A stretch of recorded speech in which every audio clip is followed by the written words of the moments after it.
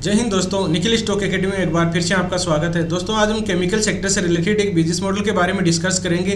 Business model का नाम है बालाजी माइंस, जो लगभग टॉप से 60% डाउन है। कोविड के बाद में उसने बहुत ही अच्छी रैली दी, अभी उसका एक डाउन ट्रेंड चल रहा है। तो कौन से इंपॉर्टेंट लेवल है जहां पर अपने को बाइंग अपॉर्चुनिटी करनी चाहिए, इंपॉर्टेंट लेवल के बारे में डिस्कस करेंगे। मेजर सपोर्ट कहां पर बन रहा है और अगर उसको ट्रेंड चेंज होने की पॉसिबिलिटी कौन सी है, जहां पर एक रेजिस्टेंस है उसको अगर ब्रेकआउट करता है तो उसमें एक अच्छा मूवमेंट आ सकता है। तो डिटेल से इसके क्वार्टरली रिजल्ट भी देखेंगे। क्वार्टरली रिजल्ट में इसमें इंप्रूवमेंट आया है और इसके टेक्निकल चार्ट को स्टेप बाय स्टेप और बिजनेस मॉडल किस तरह के केमिकल का मैन्युफैक्चरिंग करते हैं इसके बारे में कहने का मतलब है कि इस कंपनी की जन्म कुंडली के बारे में देखेंगे, उसका पूरा डिटेल से एनालिसिस करेंगे।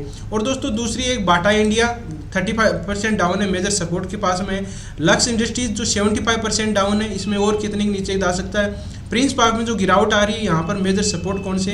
इन स्टॉक में आप पहले से इन्वेस्ट हो, फ्रेश बाइंग करना चाहते हो, अक्यूमुलेट करना चाहते हो तो इन वीडियो को देख के डिसाइड कर सकते हो कि कब और किस तरह से बाइंग अपॉर्चुनिटी करनी चाहिए।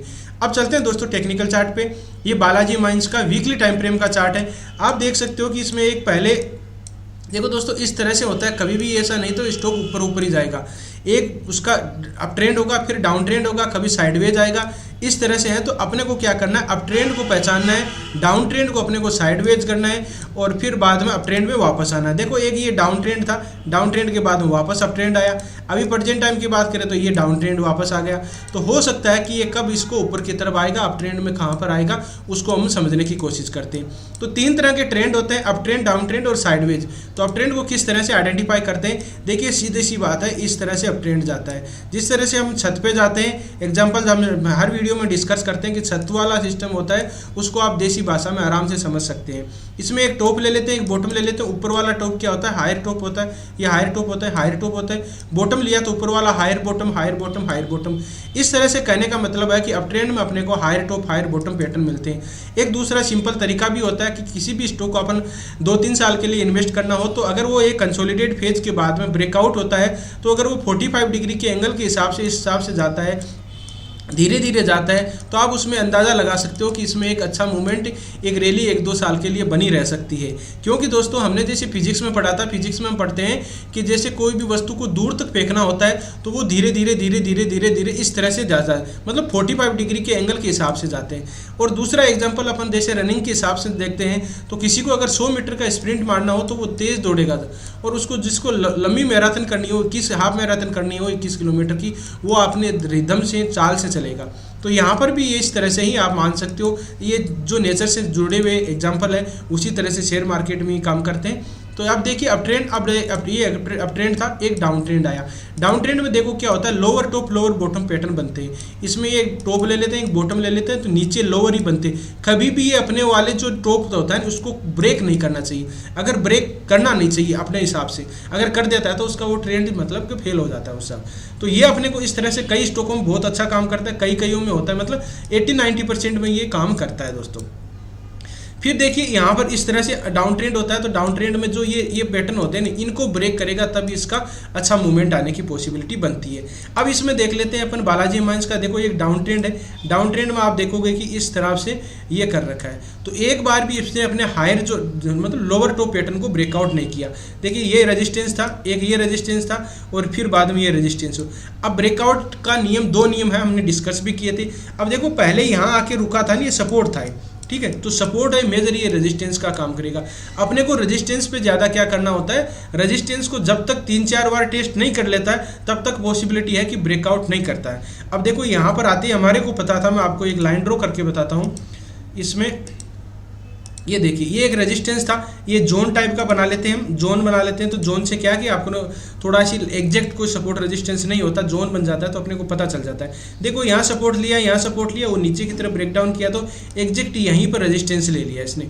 अब इस रेजिस्टेंस को जब तक ये 2 बार टेस्ट कर लेता है, फिर ऊपर की तरफ ब्रेकआउट करके पुल बैक पैटर्न आएगा, तब भी अच्छा मूवमेंट आने की पॉसिबिलिटी बन सकती है, तब तक नहीं बनेगी दोस्तों, चाहे कुछ भी हो जाए। लगभग आप देख सकते हो कि सितंबर 21 से अभी तक इसने कोई भी रिटर्न नहीं दिया और लगभग 60% डाउन है, 60%, ठीक है, 60% डाउन है, तो इसमें कोई भी पॉसिबिलिटी अभी तक नहीं बनी। अब मेजर सपोर्ट कौन से हैं उसको भी देख लेते हैं। मेजर सपोर्ट देखिए, ये एक मैं जोन टाइप का बना देता हूँ। ये देखिए यहाँ पर एक मेजर सपोर्ट है, ये सपोर्ट देख सकते हो आप इसको। अब जोन भी 2 पॉइंटों को मिला देना, जैसे मैंने एक इसको मिला दिया, एक नीचे वाले को मिला दिया। अब जब तक इस चैनल के रूप में या कह सकते हैं रेक्टेंगल पैटर्न के अंदर है, तब तक इसमें अच्छा मूवमेंट आने की पॉसिबिलिटी कम है।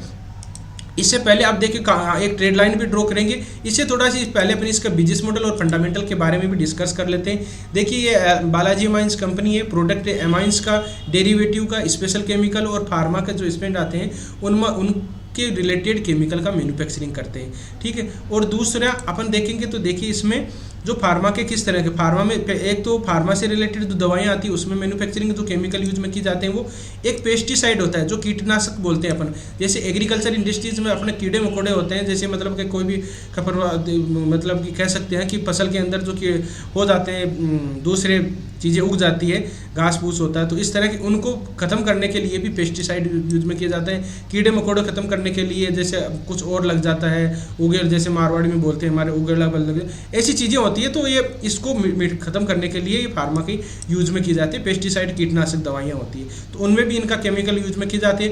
ये मिथाइल एमाइल है, एथाइल एमाइल है, डेरिवेटिव स्पेशल केमिकल है, तो इस तरह के ये प्रोडक्ट का मतलब केमिकल में यूज में किए जाते हैं। इसका देखिए मार्केट कैप कितना है, 7303 करोड़ का मार्केट है। करंट प्राइस की बात करें तो 2254 है। हाई गया इसका 3736 है। इसका लो गया 1873 इसका लो गया। स्टॉक पी है 39 है। ROC इसका 38% है, सॉरी 36% है। फेस वैल्यू इसकी 2 है। अगर स्प्लिट होती है तो फिर आपको क्वांटिटी बढ़ सकती है, लेकिन स्पीड से अपने को जहाँ पर इंपॉर्टेंट लेवल होंगे वहीं पर अपने को बाइंग करने में ठीक रहता है। अब बात करते हैं दोस्तों क्वार्टरली रिजल्ट की। क्वार्टरली रिजल्ट में देखते हैं कि कंपनी ने किस तरह से इसकी हेल्थ कैसी है। मतलब देखो फंडामेंटल क्या होता है, फंडामेंटल ये चीज़ होता है कि कंपनी की हेल्थ कैसी है। हेल्थ से मतलब जिस तरह से कोई इंसान देखा होगा आपने कि इंसान मोटा हट्टा कट्टा है लेकिन उसकी बीमारी होती है तो उसको अपन हेल्थ नहीं कर सकते।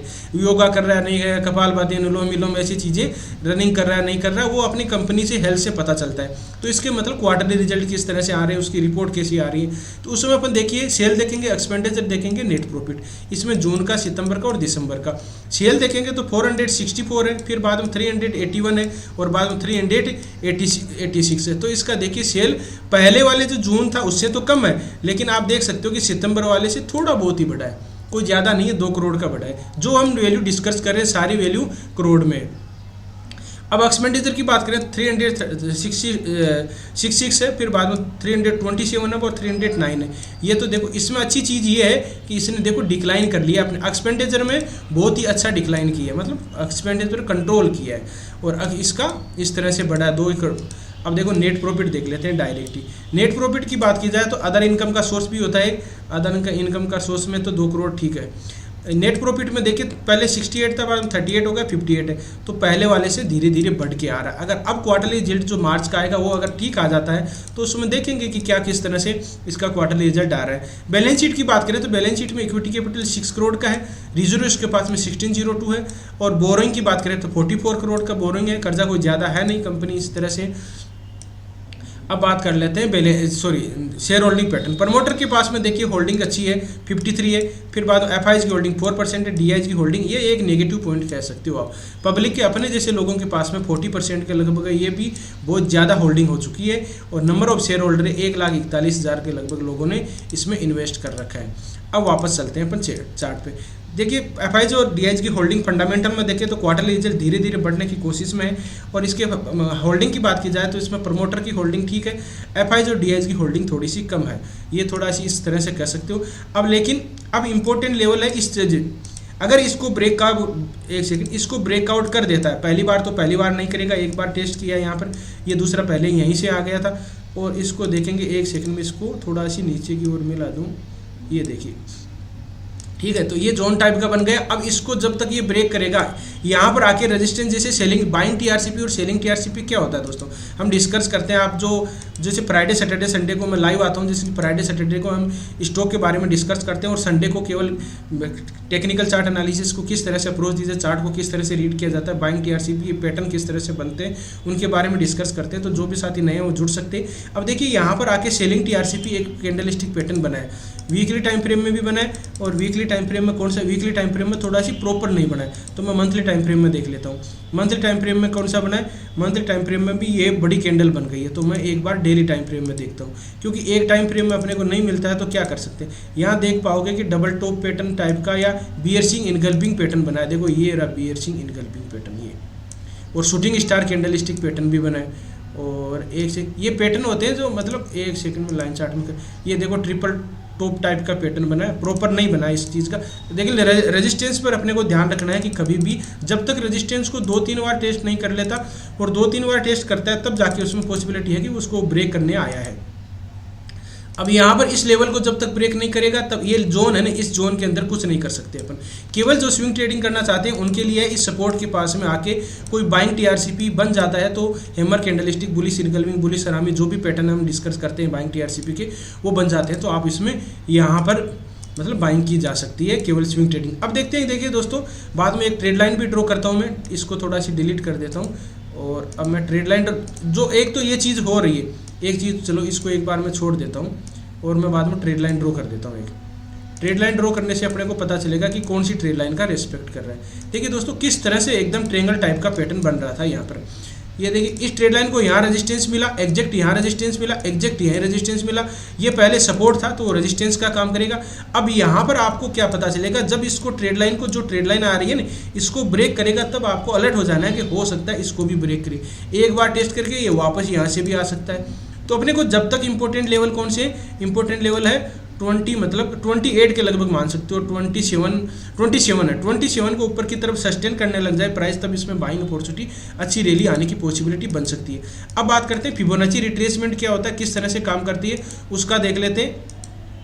ये देखिए एग्जैक्ट बात करेंगे तो फिबोनाची रिट्रेसमेंट में कहीं भी Fibonacci retracement exact support and resistance ही होता है। जो हमने पहले अभी सपोर्ट रेजिस्टेंस ड्रॉ किए थे वही देख सकते हो। इसमें पहले आके 50% की रिट्रेसमेंट पे आके सपोर्ट लिया और अभी देख सकते हो कि 61% की रिट्रेसमेंट पे आके यहीं पे रुका। एग्जैक्ट बात करो इसको अगर नीचे की तरफ हमने डिसाइसिव अगर ब्रेकडाउन कर देता है तो आपको 78% के लगभग मिल जाएंगे। अगर क्वार्टरली रिजल्ट खराब आ जाते हैं तो 1200 के लगभग वो बहुत ही नीचे की तरफ है। अभी प्रेजेंट टाइम की बात करें तो 2100 के लगभग एक मेजर सपोर्ट है, उसको तोड़ना नहीं चाहिए किसी भी सूरत में।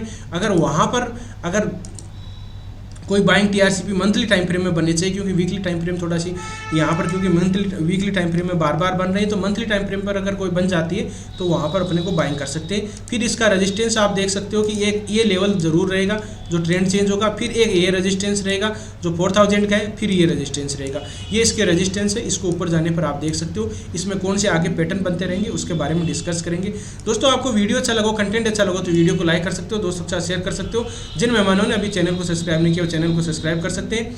आपको किसी भी स्टॉक के बारे में एनालिसिस चाहते हो, कंटेंट अच्छा लग रहा हो तो आप कमेंट में जरूर बताइए। उसमें हम बिजनेस मॉडल के फंडामेंटल और टेक्निकल चार्ट के थ्रू समझने की कोशिश करते हैं। तो वीडियो देखने के लिए बहुत बहुत धन्यवाद। मिलते हैं नेक्स्ट वीडियो में, तब तक के लिए दोस्तों बाय बाय। जय हिंद, जय भारत।